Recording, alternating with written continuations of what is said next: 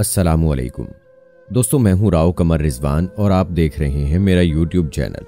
जिसका कोई भाई बहन ना हो, वो प्यासी रूह उम्र भर उन मीठे रिश्तों को तरसती रहती है। मैं ज़रा समझदार हुई तो उन अनमोल रिश्तों की कमी को मैंने भी महसूस किया। ताहम मेरी अम्मी ने मुझे इतनी तवज्जो दी कि मेरी सहेली और बहन बन गई। वालिद भी रोज़ाना शाम को मेरे साथ वक्त बिताने लगे। कभी मेरे साथ टेनिस खेलते, कभी सैर को ले जाते और इंडोर गेम खेलकर कंपनी देते। मुझको वालिद के होते भाई की ज़रूरत महसूस ना हुई। मेरे वालिदैन इतने बाशऊर थे कि उन्होंने मुझको तन्हाइयों के जंगल में भटकने ना दिया। हम इतने दौलतमंद न थे, लेकिन कुनबा छोटा होने के सबब अखराजात कम थे। वालिद साहब ने उम्र भर की जमा पूंजी से एक जदीद इलाके में छोटा सा घर बनाया। घर क्या था, खुशियों का गहवारा था, जिसकी फिजा में वालिदैन के प्यार की महक रची बसी थी। अब भी वो दिन याद आते हैं तो दिल में एक मुसर्रत भरा एहसास जाग उठता है। उन दिनों एफए की तालबा थी जब हम नए मकान में शिफ्ट हुए थे। हम एक मामूली से घर से बेहतर घर में आ गए थे। मैं सारा दिन घर को सजाने संवारने में मशगूल रहती थी। कुछ दिन तो नए मकान की खुशी में मगन रही। फिर अम्मी को पड़ोसियों से राब्ते का ख्याल आया। हमारे साथ वाले घर में एक उम्र रसीदा जोड़ा रहता था। उनकी औलाद न थी। इतने बड़े घर में वो अकेले रहते थे। कोई मिलने चला जाता तो बहुत गर्मजोशी से मिलते और खुश होकर आओ भगत करते। उनका घर 2 मंजिला था। वो अपने मकान का ज़ेरी हिस्सा किराए पर उठा देते थे। इस तरह आमदनी का माकूल इंतज़ाम हो जाता था और उनका दिल भी बहला रहता था। मैं उनसे मिलने गई तो निहायत शफ़क़त से मिले। हमारे घर की दीवार उनके मकान से मिली हुई थी। जब ज़्यादा आना जाना हुआ तो हमने बीच से रास्ता बना लिया। खातून खाना इसरार करके बुलाती कि 2 घड़ी के लिए रोज़ मेरे पास आ जाया करो, तुमसे मिलकर जी खुश होता है। कॉलेज से आते ही ज़रूर एक चक्कर उनके पास लगा आती थी। ये दोनों मियाँ बीवी बेहद शफीक थे। मुअम्मर होने के सबब मैं आंटी के कुछ घरेलू काम भी कर दिया करती थी। कभी चाय बना देना और कभी उनके कपड़ों को तह लगाकर अलमारी में रखना। अंकल तो मुझसे अपने रिश्तेदारों को खतूत वगैरह लिखवाते थे। एक दिन उन्होंने मुझे कहा, बेटी खौला, तुम हमें अंकल आंटी की बजाय दादा दादी कहा करो। तब से मैं उन्हें दादा और उनकी बीवी को दादी कहने लगी। मुझे ये नया रिश्ता ज़्यादा अच्छा लगा। उन्हीं दिनों जब मेरे सालाना पर्चे ख़त्म हुए तो मैं उनकी तरफ गई। तब मैंने उनके घर के निचले पोर्शन में एक शख्स को देखा जो लॉन में कुर्सी डाले बैठा था। उसकी पुश्त मेरी जानिब थी, लिहाजा उसका चेहरा ना देख सकी। समझी कि उनका कोई रिश्तेदार मेहमान आया हुआ है। उस दिन दादा और दादी घर पर मौजूद ना थे। मैं उल्टे कदमों लौट आई। वापस दोबारा लॉन से गुजरते हुए वहां वो शख्स नजर ना आया। मैंने कमरे में झांका तो वो मौजूद था। जो ही उसको देखा मैं भागकर बाहर आ गई। तभी वो भी बाहर आ गया। मैंने मगर पलट कर ना देखा और दौड़कर उस खिड़की से अपने घर पहुंच गई जो हमारी दीवार में नस्ब थी और उनके आंगन में खुलती थी। अम्मी को बताया कि दादा और दादी घर पर नहीं थे, न जाने कहाँ गए हैं। वो कहने लगी, अपने किसी रिश्तेदार के घर गए हैं और मुझे बताकर गए हैं, शाम तक आ जाएंगे। अब तुम उस खिड़की से ना आया जाया करो। उन्होंने घर किराए पर दे दिया है। उनके पास जाना हो तो गली से जाया करो। पता चला कि उनका किराएदार अकेला मर्द है।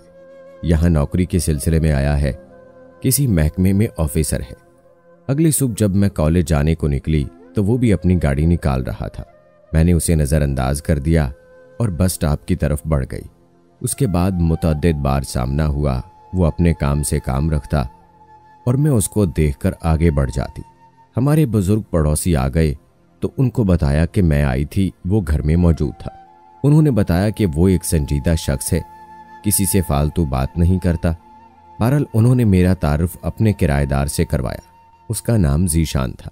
वो वाकई माकूल और सुलझा हुआ शख्स लग रहा था। दादी चाय बनानी चली गईं।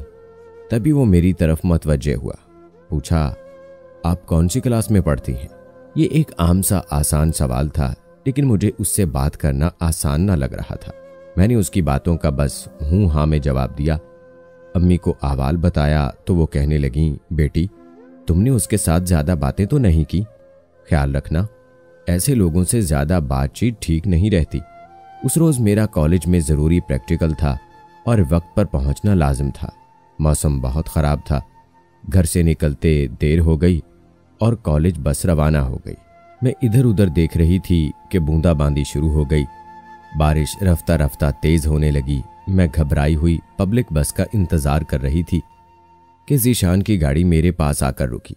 कहने लगे, मैं आपको कॉलेज छोड़ देता हूँ, बारिश तेज हो गई है, आप और भीग जाएंगी अगर बस के इंतजार में इसी तरह खड़ी रही।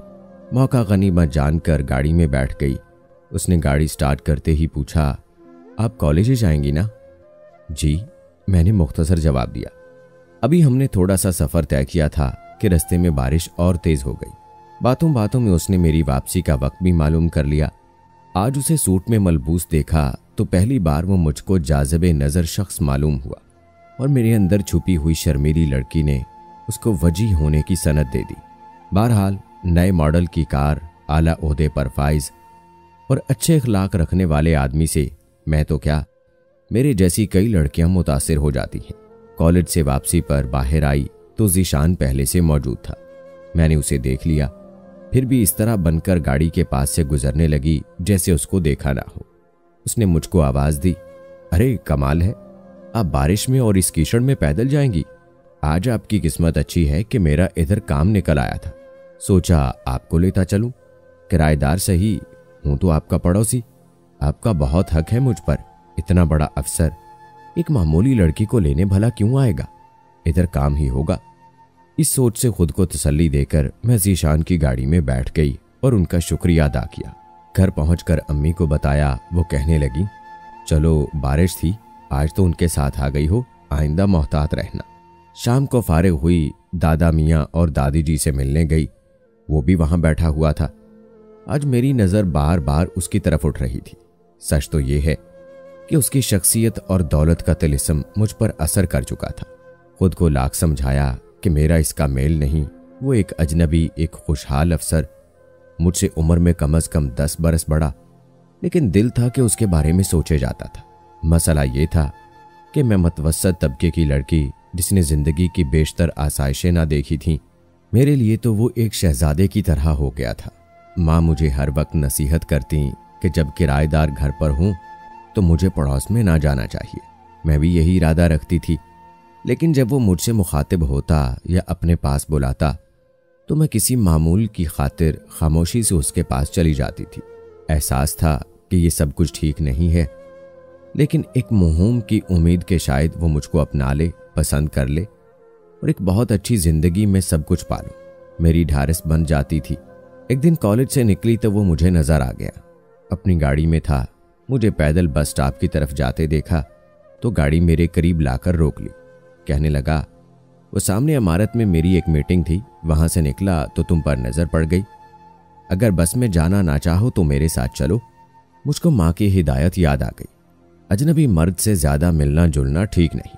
तभी सोच में पड़ गई। उसने मेरी तरफ देखा और काफी देर तक देखता रहा। उसका इस तरह देखना मुझे परेशान कर रहा था। सख्त मुस्तरब हो गई थी। मुझे लगा कि वो मेरे इज़्तिराब से महजूज हो रहा है। अच्छा ठीक है, मेरे साथ नहीं जाना तो पैदल जाओ। मैंने तो अजराए अखलाक गाड़ी रोकी थी। ये कहकर उसने कार आगे बढ़ा दी। तभी मैं अपनी सोच के गहरे भंवर से निकली और इशारे से उसको रुकने का कहा। उसने गाड़ी रोककर दरवाज़ा खोल दिया और मैं उसके बराबर वाली नशिस्त पर बैठ गई। जब हम एक रेस्टोरेंट के सामने से गुजरे, जीशान गोया हुआ, बहुत भूख लग रही है। मसरूफियत के सबब नाश्ता भी नहीं कर पाया। अगर थोड़ा सा कुछ खा लें तुमको एतराज़ तो ना होगा? घर में अकेला रहता हूँ, खाना तो बाहर से ही खाना पड़ता है, जानती हो ना। मैं चुप रही। उसने मेरी खामोशी को रजा जाना और गाड़ी रेस्टोरेंट के सामने खड़ी कर दी। कहने लगा, खौला बीबी उतर आओ, थोड़ा सा खा पी लेते हैं। अब मुझे उसके साथ जाते हुए हिजाब आ रहा था और मना करते हुए भी लिहाज था। नाचार में उसके साथ जा बैठी। यह मेरी जिंदगी का पहला मौका था जब मैं किसी रेस्टोरेंट में गई थी। उसने खाने का ऑर्डर दिया। मैंने जीशान के इसरार पर थोड़ा सा खाया। वो खाते हुए बातें भी करता जाता था। उसने कहा, खौला बीबी तुम बहुत अच्छी लड़की हो, बहुत मासूम। मैं जानता हूं तुम आजकल की सोसाइटी की बुराइयों से दूर हो। हमेशा ऐसे ही बुराइयों से दूर रहना और जब मौका मिले किसी अच्छे इंसान से शादी करके वक्त पर घर बसा लेना। ये मैं तुमको नसीहत करता हूं कि फजूल मशागिल में अपना कीमती वक्त ज़ाय मत करना। तालीम पर तवज्जो दो और अपने वालदैन का हमेशा ख्याल रखना। मैं खामोशी से उसका लेक्चर सुन रही थी। जो बातें उसके मुंह से सुनना चाहती थी वो कोई बात उसने ना कही। फिर भी मैं उसके ख्वाब देखने लगी कि शायद ये मेरी उम्र का तकाजा था। खुद ही से ये समझ लिया कि उसकी नसीहतों का मतलब है कि वो मुझे अपनाने वाला है, जल्द मेरे वालिदैन से रिश्ता मांगने का इरादा रखता है। वरना ऐसी नसीहतें क्यों करता कि हमेशा माँ बाप का ख्याल रखना। उसको भला मेरे वालिदैन से क्या दिलचस्पी। उस रोज़ के बाद जब मैं अकेली बैठी तन्हाई में उसी के बारे में सोचती, ख्यालों में उसके साथ बातें करती, हालांकि इजहार मोहब्बत तो दूर की बात, उसने तो लगावट का भी इजहार ना किया था। और मैं थी कि जैसे किसी ने हकीकत में मेरी दुनिया बदल कर रख दी थी। ये ज़रूरत ही ना महसूस की कि दादा दादी से उसके बारे पूछूं कि कौन है, कहाँ का रहने वाला है, शादीशुदा है या गैर शादीशुदा। मेरी आंखों पर खुशगमानी की ऐसी चमकती दमकती पट्टी चढ़ी कि उसका असल रूप ना देख सकी। मैंने उसकी ज़रूरत ही महसूस ना की। मैं तो बस उसकी हो जाना चाहती थी। अपनी इस बेखुदी पर खुद भी हैरान थी। अब पड़ोसन दादी के घर जीशान से जब सामना होता, वो पहली बात यही पूछता, पढ़ाई हो रही है ना, दिल लगाकर पढ़ रही हो ना, देखो अपनी तालीम की तरफ से गफलत मत करना, यही एक चीज़ है जो आइंदा तुम्हारे काम आएगी। तभी मैं सोचती ये उम्र रसीदा लोगों के साथ रहकर बूढ़ी रूह हो गया है। मैं एफए में पास हो गई। जीशान को पता चला, वो खुश हुआ, मिठाई लाया और सबको दी। उसकी इन्हीं बातों ने मुझे और भी उसका दीवाना बना दिया। मेरा 3rd ईयर में 3रा साल था। एक दिन उसने मुझे केक ला कर दिया। ये मेरी सालगिरह का केक था जो उसने दादा और दादी के घर काटा, गोया मेरी सालगिरह मनाई। मैंने पूछ लिया, आपको किसने बताया कि आज मेरी सालगिरह है? उसने कहा, 3rd ईयर का फॉर्म भरा था तुम्हारा, उसमें तुम्हारी तारीख पैदाइश देख ली थी। सोचा कि वालिदैन की इकलौती हो, तुम्हारा कोई भाई बहन नहीं है, किसके साथ सालगिरह मनाओगी, सो हम इस कमी को पूरा कर लेते हैं। उस रोज़ तो मुझे यकीन हो गया कि जीशान मुझसे मोहब्बत करता है। तभी मेरे मुंह से निकल गया, ऐसे सालगिरह मनाने से क्या फ़ायदा, उम्र भर साथ दें तो बात है। वो समझ गया। तब उसने कहा, कल मेरे साथ थोड़ी देर को बाहर चलना, तुमको सब बता दूंगा। अगले रोज़ मैं कॉलेज से निकली। वो गाड़ी लिए मेरा मुंतज़िर था। मैं उसकी कार में बैठ गई। वो मुझे एक तफरीह गाह ले गया। खौला बीबी, जानती हूँ मैं तुमको यहाँ क्यों लाया हूँ? ये बताने के लिए कि मैं शादीशुदा और 2 बच्चों का बाप हूँ।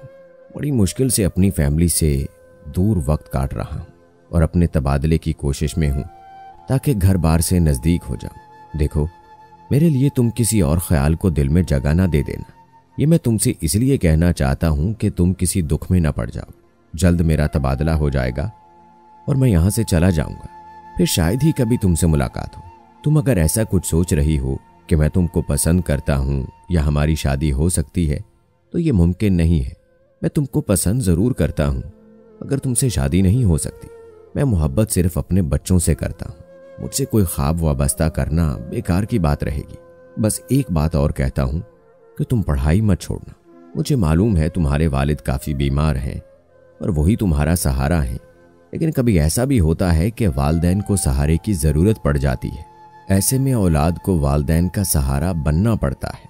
अगर कभी ज़िंदगी के किसी मोड़ पर तुमको खुदा न खास्ता ऐसे हालात का सामना हो तो तुम बेशक मुझको याद कर सकती हो, अपना दुख अपनी तकलीफ कह सकती हो।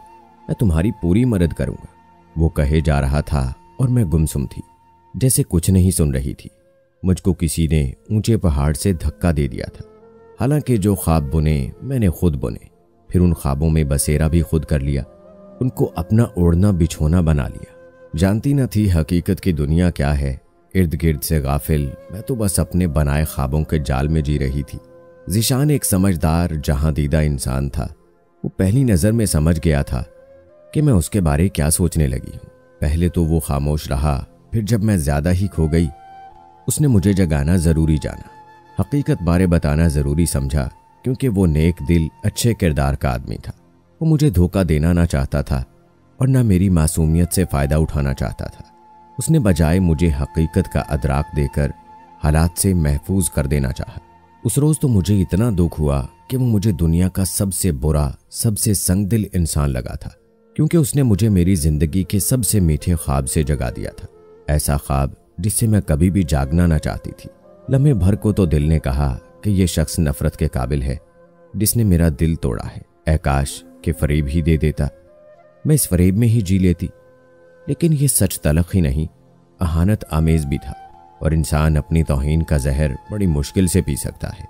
काफी दिनों तक रोती रही, मेरा दिल जीने से ही उठ गया। जानती थी कि ज़ीशान मेरे दुख को महसूस कर रहा है, लेकिन उसने मुझसे मुंह मोड़ लिया, गमगुसारी ना की और एक दिन अपना तबादला कराकर हमारे शहर से चला गया। वक्त बड़ा मरहम है, मैंने भी कुछ अरसा बाद रो धोकर सब्र कर लिया।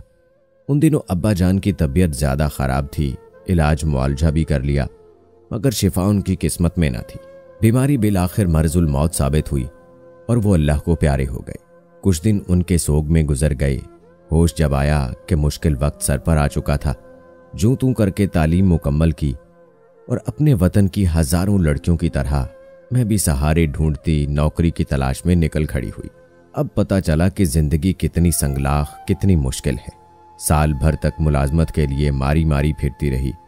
एक रोज दादी जी की जुबानी पता चला कि ज़ीशान तरक्की पाकर मजीद बड़े ऑफिसर होकर हमारे शहर आ गए हैं। वो उन लोगों से मिलने आए थे। मैंने उनका नाम सुना तो रो पड़ी। दादा समझे कि नौकरी ना मिलने की परेशानी और माशी तंगी ने रुला दिया है।